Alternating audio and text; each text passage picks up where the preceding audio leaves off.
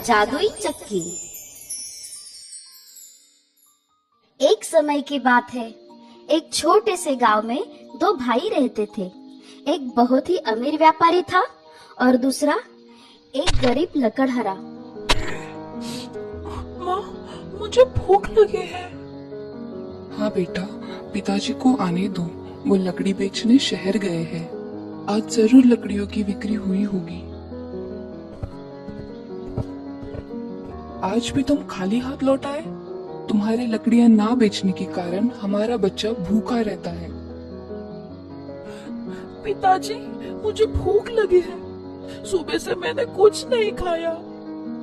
अपने बच्चे को इस तरह रोते हुए देख लकड़हारा दुखी हो गया। उसने सोचा कि क्यों ना अपने बड़े भाई से थोड़े पैसे उधार ले लूं। मेरे भैया मुझे जरूर मदद करेंगे।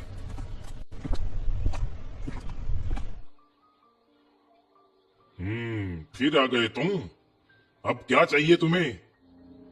भैया, क्या आप मुझे थोड़े पैसे उधार दे सकते हो? मेरा बच्चा सुबह से भूखा है और आज मैं बाजार में एक भी लकड़ी नहीं बेच पाया। तुम एक आलसी इंसान हो जो मेहनत नहीं करना चाहता। तुम ये झूठी कहानी बनाना बंद करो। मैं सच कह रहा हूँ, मेरा यकीन कीजिए। मुझे तुम्हारी कोई बात नहीं सुननी। निकल जाओ मेरे घर से। लकड़हारा अपने घर खाली हाथ वापस नहीं जाना चाहता था, इसीलिए उसने सोचा क्यों ना जंगल में जाकर थोड़े से फल ढूंढ कर ले आए। जंगल में खाने की तलाश करते हुए उसने एक बूढ़े आदमी को देखा जो लकड़ियों का गट्ठा उठाने की कोशिश कर रहा था। सुनिए, मैं आपकी लकड़ियां उठाने में मदद कर देता हूँ।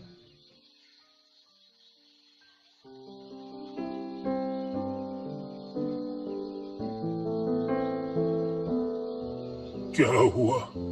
तुम इतने चिंतित क्यों लग रहे हो बेटा?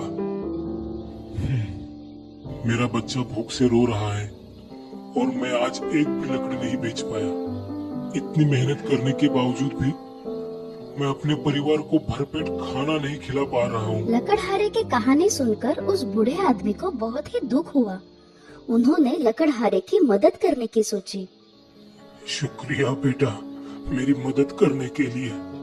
मेरी मदद करने के बदले में तुम्हारे लिए मैं कुछ करना चाहता हूँ जिससे तुम भविष्य में बहुत ही तरक्की करोगे।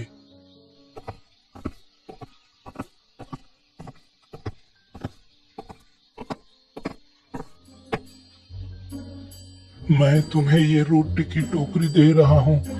इसे बोनो के घर पहुँचा दो, जो के घने जंगल में रहते हैं। इस रास्ते से तुम आगे जाओ, तुम्हें 3 फल के पेड़ दिखाई देंगे। जैसे ही तुम और आगे बढ़ोगे, तुम्हें एक छोटा सा घर दिखाई देगा। वो घर 2 बोनों का है। तुम्हारे हाथ में ये रोटी देखते ही वो तुम्हें तुम्हारी एक इच्छा पूरी करने का वरदान देंगे। तुम उनसे जादुई चक्की मांगना। जादुई चक्की? हाँ, वही तुम्हारे तकलीफों को दूर करेगी। लकड़हारे ने बूढ़े आदमी का शुक्रिया अदा किया और बोनो के घर के लिए निकल गया।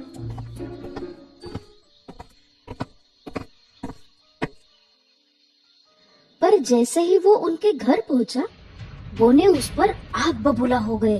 कौन हो तुम और तुम्हें क्या चाहिए? हमारे घर से चले जाओ। मैं गलत घर आ गया। यहाँ एक व्यापारी रहता है, मैं उनके घर जाना चाहता था। रुको, इसके पास रोटी की टोकरी है। ये टोकरी तुम हमें दे दो। मैं ये रोटी नहीं दे सकता। ये मेरी मेहनत का फल है। तुम हमें ये टोकरी दे दो, हम इसके बदले में तुम्हें बहुत सारे पैसे देंगे। नहीं नहीं, मुझे पैसे नहीं, वो चक्की चाहिए। बोनो ने लकड़हारे को जादुई चक्की दे दी। ये एक जादू की चक्की है। इससे तुम कोई भी खाने का पदार्थ प्राप्त कर सकते हो। पर जैसे ही तुम्हारी इच्छा पूरी हो जाए, इस चक्की को लाल कपड़े से ढकना भूलना मत। अन्यथा इसका अंजाम बहुत बुरा होगा। जैसे ही लकड़हारा अपने घर पहुंचा, उसने देखा कि उसकी पत्नी और उसका बच्चा उदास बैठे थे। बिना समय गवाए उसने जादुई चक्की से थोड़े से चावल की मांग की। मुझे मेरे और मेरे परिवार के लिए चावल चाहिए।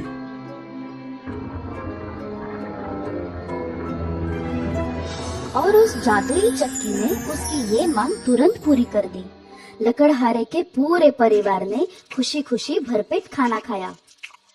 जादुई चक्की की मदद से लकड़हारे ने काफी अनाज का उत्पादन किया और हर रोज पास के बाजार में जाकर बेचने लगा। उसने अनाज बेचकर काफी पैसे कमा लिए, अपने लिए एक बड़ा सा घर बना लिया और हंसी खुशी से उसका परिवार वहाँ रहने लगा। लकड़हारे के बड़े भाई से उसकी तरक्की देखी नहीं गई। वो किसी भी हाल में उसकी तरक्की का रहस्य जानना चाहता था। तुम्हारे इस राज को मैं आज जान ही लूंगा और तुमसे ज्यादा अमीर बन जाऊंगा।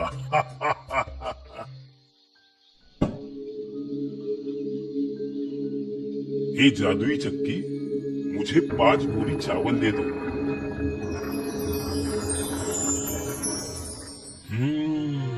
तो ये कमाल जादुई चक्की का है। इसे चुरा कर तो मैं बहुत सारे पैसे कमा सकता हूँ। लकड़हारा जैसे ही बाजार के लिए निकला, बड़े भाई ने मौका देख जादुई चक्की चुरा ली। चलो, हमें ये शहर छोड़ के जाना होगा। भाई अपनी बीवी बच्चों के साथ जादुई चक्की चुराकर दूसरे शहर में भागने लगता है। बीच रास्ते में भी जादुई चक्की चलाने का मोह वो रोक नहीं पाता।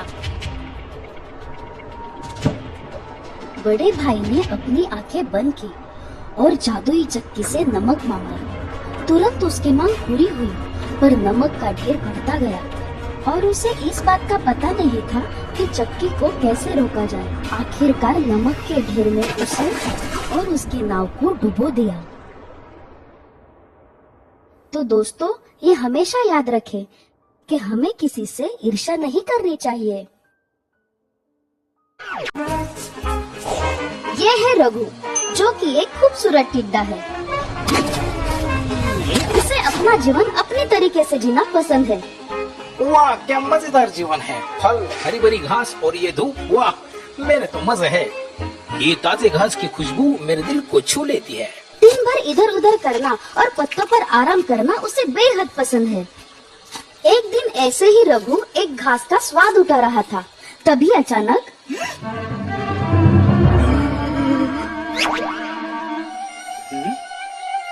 ये क्या देख रहा हूँ मैं नींद में तो नहीं हूँ ना। ये फल चलते हुए मेरी तरफ ही आ रहे हैं। पर फल कैसे चल सकते हैं? बचाओ बचाओ, कोई मेरी मदद करो। भूत।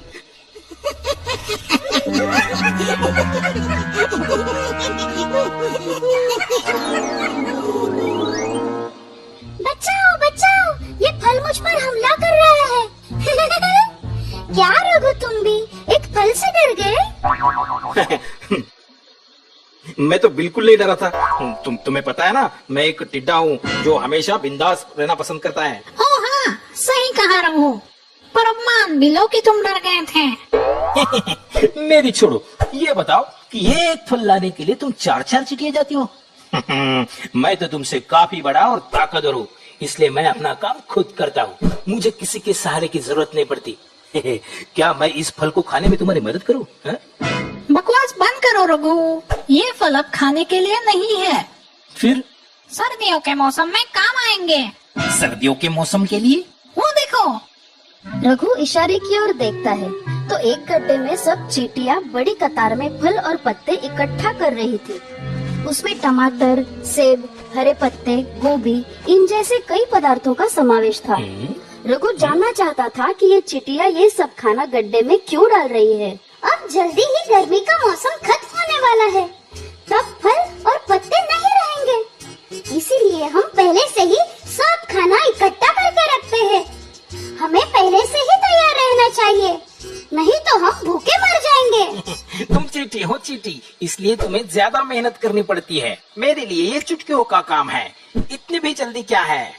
आज करे सो कल कर, कल करे सो परसों, क्योंकि मुझे जीना है बरसों। चींटियों को पता था कि रघु उनकी बात नहीं मानने वाला था। वो वहाँ से अपने काम के लिए आगे बढ़ती है, लेकिन वो जानती है कि रघु बहुत बड़ी गलती कर रहा है। ये चिटिया भी ना बड़ी अजीब है। इतना बढ़िया मौसम है और ये काम कर रही है? और परेशान तो ऐसे है जैसे दुनिया खत्म होने वाली है। अरे खाने का कुछ ना कुछ तो जुगाड़ हो ही जाएगा, कल की चिंता क्यों करे? रघु कई दिनों तक अपने ही धुन में चुस्त रहा। उसे आने वाले सर्दी के मौसम की बिल्कुल भी परवाह नहीं थी। हरी घास खाने की वजह से वो मस्त मोटा भी हो चुका था। एक दिन ऐसे ही रघु आराम कर रहा था, तभी बड़ी संख्या में चींटियां हरी पत्तियां और टहनियां लेकर जा रही थी। ए, सुनो, तुम ये पत्तियां और टहनियां लेकर कहाँ जा रही हो? सर्दी के मौसम में ठंड से बचने के काम आएगी। तुम्हें भी अभी जमा कर लेनी चाहिए रघु। तुम सच में ना पागल हो पागल। सिर्फ ठंड से बचने के लिए इतनी मेहनत? चींटियां जानती थी कि रघु उनकी बात बिल्कुल नहीं मानने वाला, इसलिए वो जाने लगे। तभी अचानक मेरा पैर! क्या हुआ? तुम ठीक तो हो? मेरा पैर बहुत दर्द कर रहा है। मैं चल नहीं पाऊंगी। कोई बात नहीं, तुम एक काम करो, तुम मेरे पीठ पे बैठ जाओ, मैं तुम्हें घर छोड़ देता हूँ। सच्ची? क्या तुम ऐसा कर सकते हो? हाँ, क्यों नहीं, चलो आ जाओ। रघु चींटी को साथ लेकर उड़ चलता है। उस चींटी को भी बहुत मजा आता है। उसने हरी भरी जमीन देखी, बड़े बड़े झरने देखे। उसे हवा के झोंकों का एहसास हो रहा था। जब वो चींटी के घर के नजदीक पहुँचे तो रघु ने देखा कि बहुत सारी चींटियां पत्ते लेकर एक बड़े से गड्ढे में डाल रही थी। ये सब देखकर रघु दंग रह गया। शुक्रिया रघु। कोई बात नहीं, उम्मीद है तुम्हें मजा आया होगा। संभल कर जाना और अपने पैरों का ख्याल रखना। सुनो रघु, क्या तुमने पत्ते और खाना इकट्ठा किए? और सर्दी के मौसम में कहाँ रहोगे? अरे मैं तो बड़ा हूँ, शक्तिशाली हूँ, कुछ ना कुछ तो बंदोबस्त कर ही लूंगा। कल की चिंता आज क्यों? हाँ? ऐसे बोलकर रघु वहाँ से उड़ निकला। धीरे धीरे मौसम में बदलाव आने लगे। गर्मी का मौसम खत्म होने वाला था। पेड़ों के पत्ते सूखकर गिर रहे थे। घास का रंग भी बदल चुका था। रघु अब भी निश्चिंत था। खा खा के वो मोटा हो चुका था। वो अब बचे हुए हरे पत्तों का लाभ उठा रहा था। आजकल ये चींटियां नजर नहीं आती। लगता है वो भी मेरी तरह मौसम का मजा ले रही है। पर अब क्या फायदा, जब मौज मजा करने का समय था तब सारा समय वो काम में लगी हुई थी। सर्दी का मौसम आ गया। चारों ओर बर्फ गिर रही थी। हरी घास तो देखने भी नहीं मिल रही थी। पेड़ पौधे सूख गए थे। रघु अब खाने के लिए तरस रहा था, लेकिन अब बहुत देर हो चुकी थी। रघु को ठंड लग रही थी। वो गर्माहट वाली जगह ढूंढ रहा था। इसी हालत में हफ्तों बीत गए। रघु की सेहत खराब हो रही थी। उसके पास न कुछ खाने के लिए था और न ही रहने के लिए कोई जगह। तभी अचानक उसे चींटियों ने कही बातें याद आती है।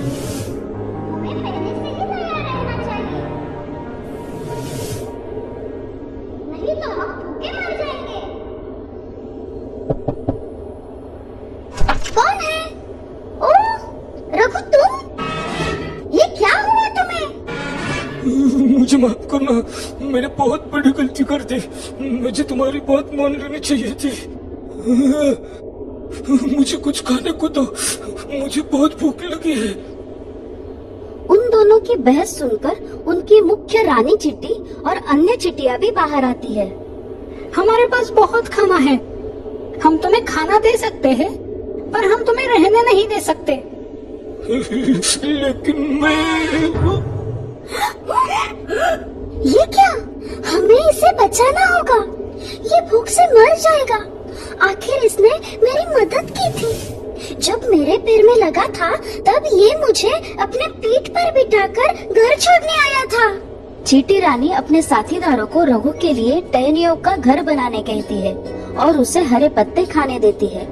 सब चिट्टियाँ मिलकर उसके लिए अच्छा सा घर बनाती है, फिर उसे अंदर ले जाकर गरम गरम सूप देती है। कुछ ही देर में रघु अपने पैरों पर खड़ा हो जाता है। धन्यवाद रानी साहिबा, आपने मेरी जान बचाई।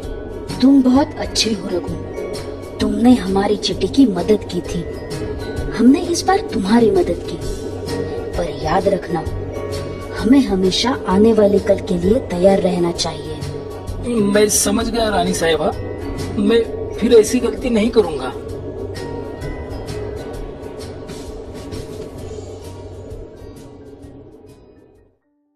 तो दोस्तों, इस कहानी से हमें ये सीख मिलती है कि आज हम जितनी भी मेहनत करेंगे, कल उसका फल उतना ही अच्छा मिलेगा और हमारा भविष्य भी सुरक्षित होगा।